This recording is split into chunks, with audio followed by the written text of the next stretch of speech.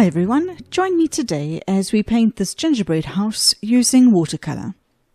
Supplies for today: I've got a palette of paints, a palette for mixing. I'm going to be using my Princeton Neptune round size 4 brush, a spray bottle, tissue and water. The paper I'm using today is Baohong cold pressed 300 GSM paper, and it's cut to a size slightly smaller than A4. I'm going to start with my pencil sketch already on the page. You can find the link to the free traceable sketch reference in the description box below. This tutorial and all of its sketches and pictures of the final sketch can be found on my Patreon channel. You can join as a free member and have access to all of these references and video. I have sprayed my paints to activate them, and I'm going to prepare 1 or 2 colors. I think I'm going to start with the gingerbread portion of the house first, get that down, and then work out the rest of my colors from there. So I'm mixing up some raw sienna, and I'll also put down some yellow ochre. I just don't want it all to be the same color, so I'm just putting together a few options. Let's do some burnt umber as well and see how we go with that. So I'm going to work wet and wet, and I'll work with one surface at a time. So I don't mind that there's still a bit of pigment in my brush here. It actually helps me to see where I'm working. I'm going to work on this front facing or the door side of the house first. Put some water down on the whole area that I'm wanting to work on. I'll keep an eye on the areas that I've already dropped water in as I go through, because it's quite tricky. There's a few areas that I'm having to work around, and the areas that I have put water down initially might start to dry before I'm done. So that's why I'm going to keep an eye on them, and if I need to drop some water into those first areas just to keep it a little bit wet, I'll do that. Now that I've got water down on this whole surface, and I'm sure that my initial area is still damp, I'm going to drop in those colors that I had prepared. Here's the yellow ochre. I'm wanting to get a bit of texture in the surface. That's why I'm not doing all the same color, and that I'm dropping it in here and there. So that's the yellow ochre. Here is the raw sienna.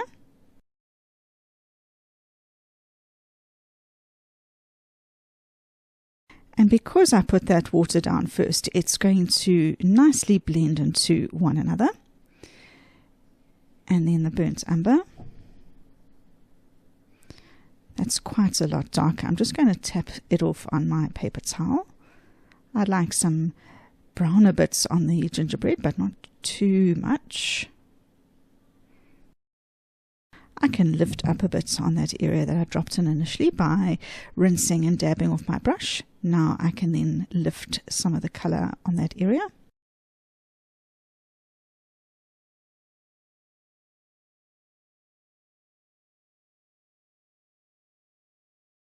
I know because I've put quite a lot of water down, it is going to dry lighter, quite a bit lighter. So I'm just taking that raw sienna and dropping in a little bit more into the center of the areas that I've already just dropped it. Now I'm going to do exactly the same thing on the roof. I'm going to leave out the parts that are going to be the white frosting and do the spaces in between, as well as the wall on this side.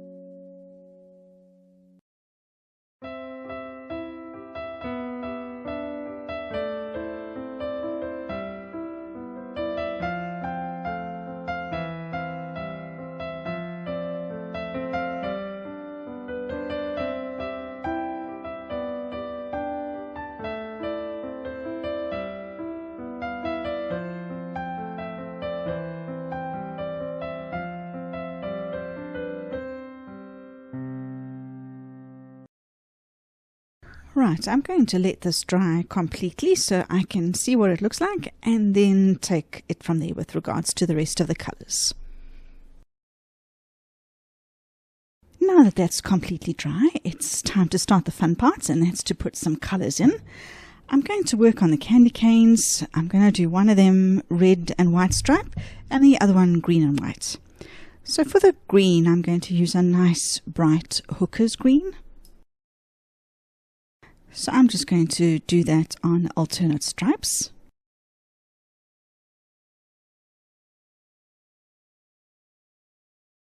I'm going to use some of that green whilst it's on my brush on some of the little sweets around the edge.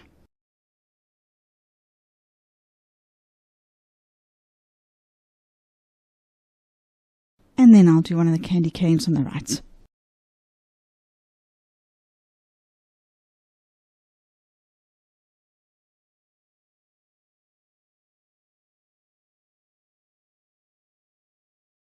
And then I think I should have done one of the candy canes next to the house in the green as well, so let me do that now.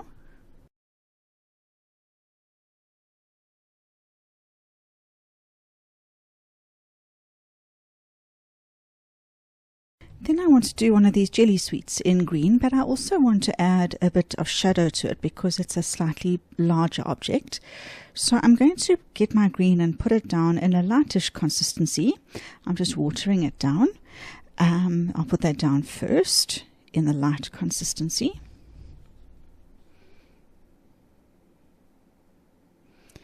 I'm just lifting some of the color because I want it really light so that I can add some dimension to it.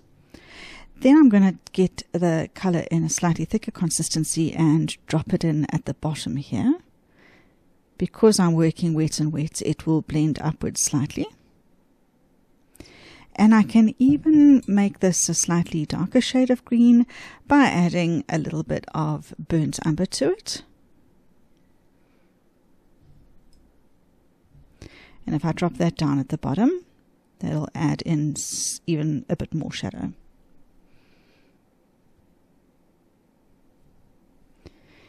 And depending on how wet it is, it might blend upwards. So just keep an eye on it for the first 10 or 20 seconds or so, and you can push back any of the darker color like that, just so that we've got a nice color gradient from light to dark. And then you can add in more darker at the bottom if you wish.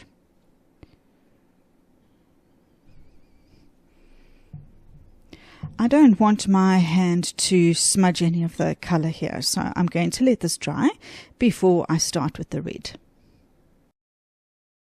Now that that's dry, I'm going to do a similar thing in red. I think I'm going to use Alizarin Crimson for my red.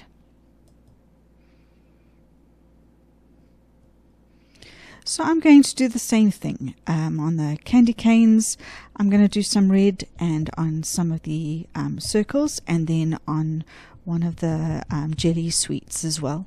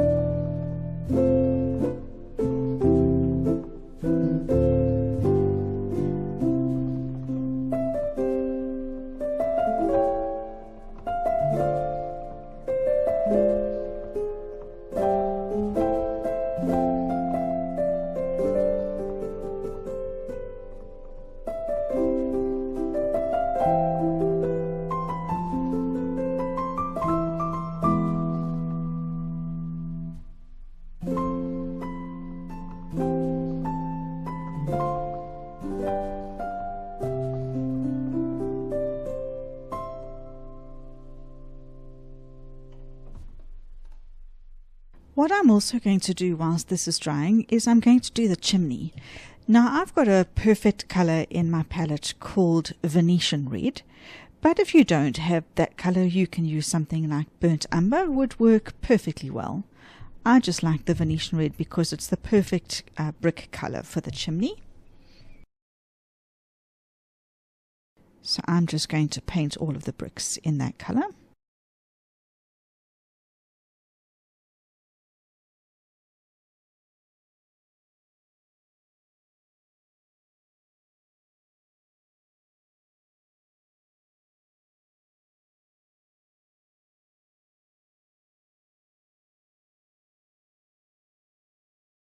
And I think I'll do the door in burnt umber.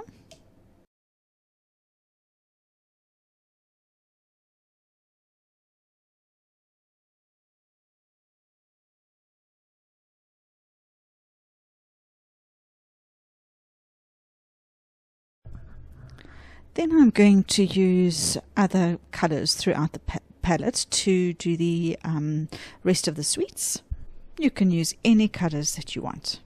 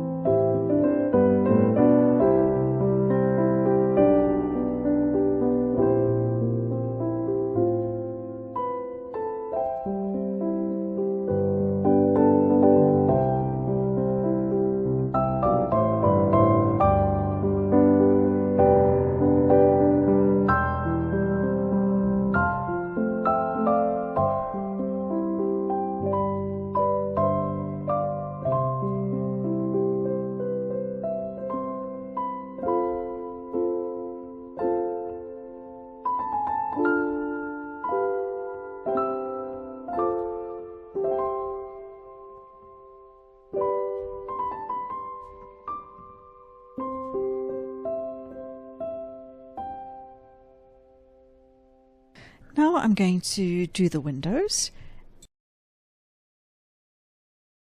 And for that, I think into this burnt umber, I'm going to drop a little bit of French Ultramarine. That's going to give me a nice blue-grey, which I will drop into the window panes. There's a bit too much on the tip of my brush, so I'm just going to lift a little bit there. Because of the small size of the window panes, it's just causing it to pool a bit.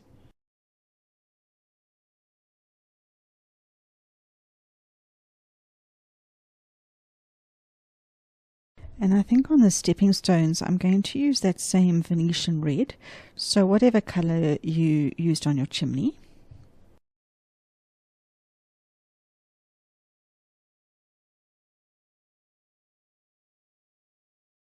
And then I saw that I had missed out a yellow one here. I was just waiting for everything to dry a bit before I went back and did that. And now I'm going to let this all dry completely because I just don't want to put my hand down into one of the colors. So I'm going to let that dry and then come back to it. Now that that's completely dry, I want to put a little bit of a shadow on one side. I'm going to say that the sun is coming from the right. So that means I want to put a bit of shadow on this side of the chimney and also on this side of the house. So I think what I will do is mix up a nice neutral sort of grey. I will get some burnt umber and I'm going to mix it with some French ultramarine, or ultramarine is fine. I want it more blue. Just watering that down and seeing maybe a touch more brown. Okay, so I'm going to do the side of the chimney first. Really weak mixture. I don't want to overpower this light sketch at all.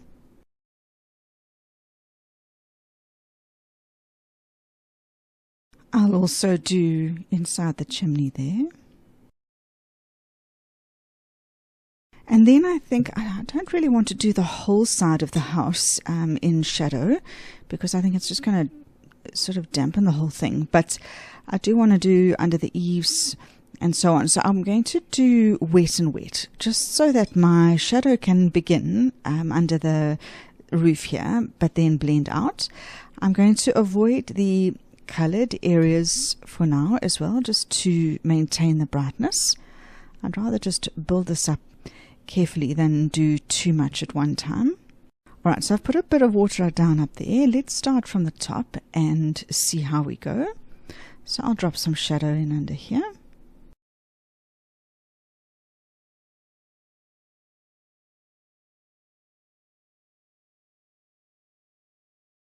Then I'll just encourage it across a little.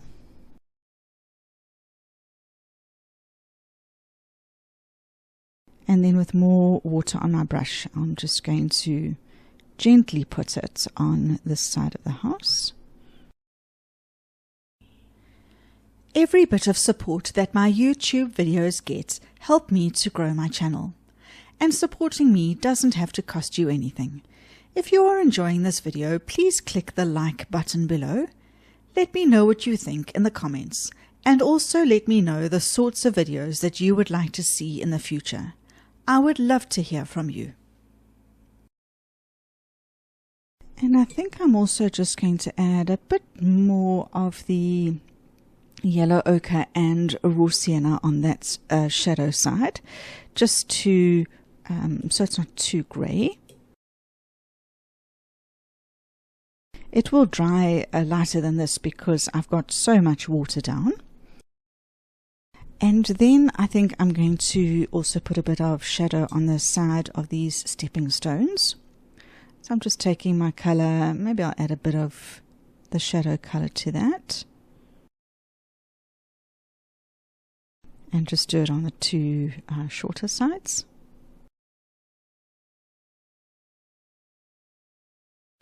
Let's put a bit of a shadow under the eave here. Here I'm working wet on dry so that I get a solid line to the edge of the shadow. I want to do a bit of shadow from the chimney. I'm just trying to decide what shape shadow it would cast. It obviously would just depend on the angle of the sun. So I think I'm just going to come out at a bit of an angle like that. Make sure they're both parallel.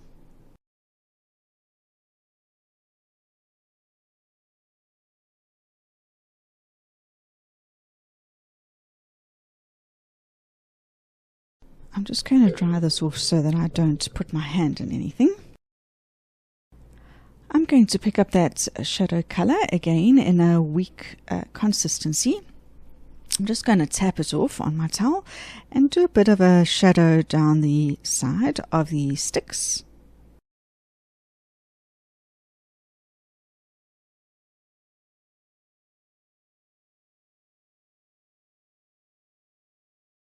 I'll just try and blend that a little bit. Doesn't matter if it doesn't blend. And then I want to get a bit of shadow on the poles and the candy canes to try and show that there's a curve. For that I will work wet and wet. I don't want to disturb the color that's down already, so I'm just doing a quick sweep. The red, as you can see, is not as color fast as the green. And then just down the side I'm going to drop in that shadow color.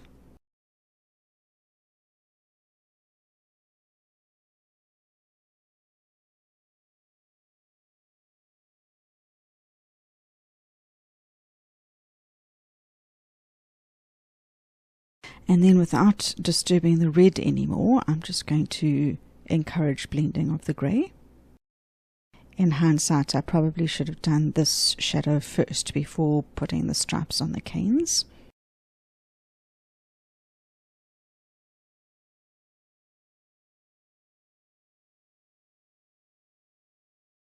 And then I'm going to water down that shadow color even more so that it's almost entirely water. And with that, I'm just going to put a bit of texture on the edge of the snow on the shadow side.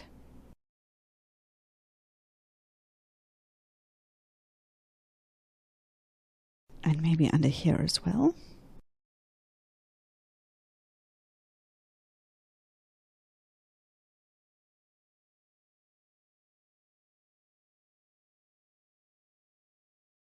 I'm just tidying up this side that looks a little bit messy now. I'll do a little bit of a cast shadow here for the sweets.